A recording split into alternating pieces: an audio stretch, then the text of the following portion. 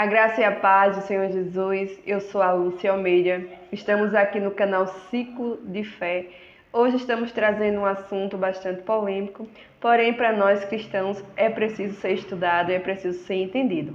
Hoje vamos falar sobre o Halloween, onde surgiu, quais as raízes do Halloween e por que nós cristãos não podemos nos relacionar com esse tipo de festa, tá bom?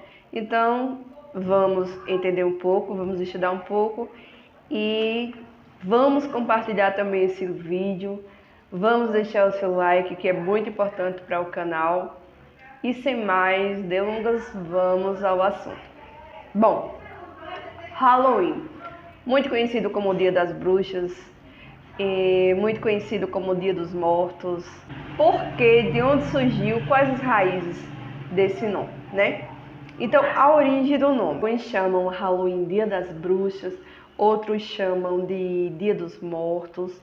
No século VI a.C., os celtas do norte da Europa celebravam o fim de ano com a festa Samhain, ou Samhain, festividade do sol, né? E iniciava na noite 31 de outubro, que marcava o fim do verão e das colheitas. Eles acreditavam que naquela noite o deus da morte permitia aos mortos retornarem à terra, fomentando um ambiente de terror, né? E segundo a religião celta, as almas de alguns defuntos estavam dentro de animais ferozes e podiam ser libertadas com sacrifícios de toda índole aos deuses sacrifícios, né? Inclusive sacrifícios humanos. É uma forma de evitar a maldade dos espíritos malignos. Fantasmas e outros monstros eram disfarçando para tentar se assemelhar a eles e desta maneira passavam despercebido ante seus olhares, né? Então assim, Samhain, fim de verão, e a festa marcava o início 31 de outubro, né? Conhecida pela estação escura do inverno. Eram os mundos onde acreditavam que o mundo dos vivos e dos mortos teria uma aproximação bastante grande e que os mortos estavam próximos, né? E podiam sair. E a Bíblia, ela não fala sobre o Halloween, não. Mas as origens, os costumes, as culturas dessa celebração, dessa festa pagã, vão contra o que a Bíblia ela nos ensina, certo? Então, assim, tudo remete à morte, a demônios, a Dia das Bruxas, a defunto.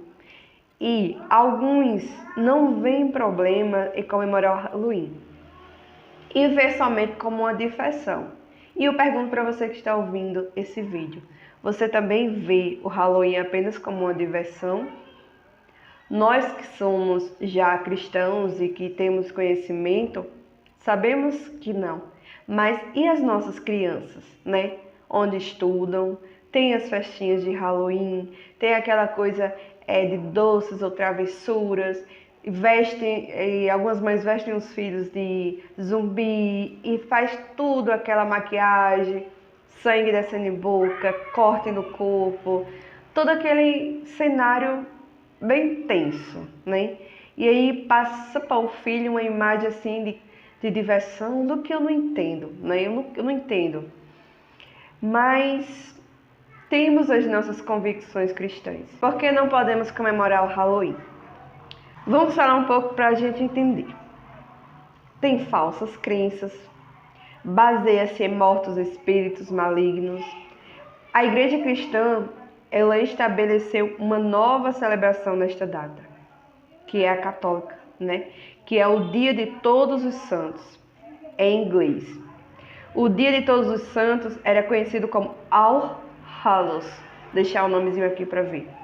All Hallows. Ou Hallow, que é santo ou aquele que é santo. E com o tempo, esse nome ele foi abreviado para All Halloween. E por fim, encurtado para Halloween. O ponto de vista de Deus sobre as crenças no Halloween. Vamos abrir alguns versículos da Bíblia para a gente entender mais um pouco sobre o que nós cristãos, o porquê defendemos, né, nossas convicções cristãs e não gostamos e não queremos que os nossos filhos eles entrem nesse cenário, nessa cultura, nessa celebração que é totalmente contra o que a palavra de Deus ela nos diz. Vamos abrir primeiro Deuteronômio, capítulo 18, versículo 10 e 11. A palavra do Senhor ela vai nos dizer assim: não permitam que se ache alguém entre vocês que queime sacrifício o seu filho ou a sua filha, que pratique adivinhação, ou se dedique à magia, ou faça presságios, ou pratique feitiçaria, né? Então a própria palavra, ela nos adverte desde o início, que nos afastemos, que não deixemos nossos filhos fazer coisas desse tipo, né? Outra que a gente vai abrir aqui vai ser Eclesiastes 3:5. Tempo de esperar, diz assim, tempo de espalhar pedras e tempo de ajuntá-las, tempo de abraçar e tempo de se conter. Então, temos que saber as horas de espalharmos, as horas de nos contermos. A gente tem que saber a hora que a gente deve se conter. Vamos abrir outro versículo. Vai ser 1 Coríntios 10, versículo 20 e 21. Não quero dizer que o que os pagãos sacrificam é oferecido a demônios e não a Deus. E não quero que vocês tenham a comunhão com os demônios. Vocês não podem beber do cálice do Senhor e do cálice do demônio. Não pode participar da mesa do Senhor e da mesa dos demônios. É muito claro a palavra do Senhor. É muito clara para a gente. A gente não deve sentar em duas mesas, devemos sentar em uma. Então nós temos as nossas convicções e devemos sim ensinar aos nossos filhos o caminho reto e saudável a ser andado. Vamos abrir outro versículo que está no epístola de Efésios 6, o versículo 11 e 12. Vistam toda a armadura de Deus para poderem ficar firmes contra as ciladas do diabo. Pois a nossa luta não é contra seres humanos, mas contra os poderes e autoridades, contra os dominadores deste mundo de trevas, contra as forças espirituais do mal nas regiões celestiais. Então a gente precisa de quê? A gente precisa nos dar o discernimento sobre a guerra espiritual em que todos nós, crentes, estamos envolvidos. Isso é uma guerra espiritual. O mundo diz uma coisa, mas nós cremos em outra. Nós cremos na palavra do Senhor, nós cremos no que Deus nos ensina. Deus nos diz, afaste-se, não vá, não há tempo para isso. Não é assim, evite, não deixe seus filhos fazer sacrifício. A todo momento a palavra do Senhor nos diz, e ela nos diz, não é contra o ser humano, é contra as potestades que se levantam, as guerras espirituais. E talvez nós nunca vençamos as nossas batalhas se a gente lutar contra o alvo errado, da forma errada, né? Temos a tendência de pensar que as pessoas ou as circunstâncias são o nosso problema, que não é, né? Mas a fonte de muitos de nossos problemas é Satanás e os seus demônios. Não podemos lutar contra ele com armas carnais, naturais, não. Mas somente com as armas sobrenaturais que Deus nos dá para destruirmos as suas fortalezas. Até podemos abrir o capítulo 10 e 4 também para a gente depois dar uma olhada. Mas eu quero mostrar outro versículo aqui, que está em Êxodo, capítulo 12, para a gente entender o que eu quero passar aqui. Êxodo 12. 26. Acho que todo mundo conhece esse versículo, mas vamos reavivar a memória. Quando os seus filhos lhe perguntarem o que significa esta cerimônia, o que é que a palavra do Senhor está dizendo aqui nesse capítulo de Êxodo e por que eu trouxe essa pergunta? Prestamos atenção. Aqui, a palavra do Senhor está se referindo aos feriados que Israel tinha. Sempre tinha feriado na nação e sempre era para uma festa de Deus. Sempre relacionada a uma festa de Deus. Quando os nossos filhos perguntam para a gente, por que essa festividade, mamãe? O que é que você vai dizer para o seu filho? Papai, por que vamos comemorar o Halloween? Colocar uma roupa de zumbi ou sei lá o quê. Então, os filhos perguntavam, quando entrares na terra do Senhor, prometeu nos dar, celebrem esta cerimônia. Então, Israel tinha que celebrar, né? E quando seus filhos lhe perguntavam o que significa essa cerimônia, respondam-lhe: é o sacrifício da Páscoa do Senhor que passou sobre as casas israelitas do Egito, poupou nossas casas. É que sempre tinha uma celebração por algo de Deus, uma festa de Deus.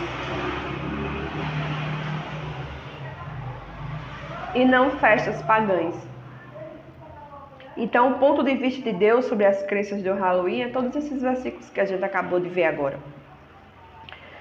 E Paulo já nos adverte, ele diz, todas as coisas me são lícitas, mas nem tudo me convém. Tudo me é lícito, mas nem tudo me convém. Então, a festa do Halloween, convém deixar seu filho ir, sua filha aí? Convém você participar? Aí vamos fazer uma brincadeira da família. Vamos fazer a festa de Halloween, vamos nos divertir. E nem todos da família é cristão, nem todos têm o conhecimento da palavra do Senhor. É seu dever participar? Não.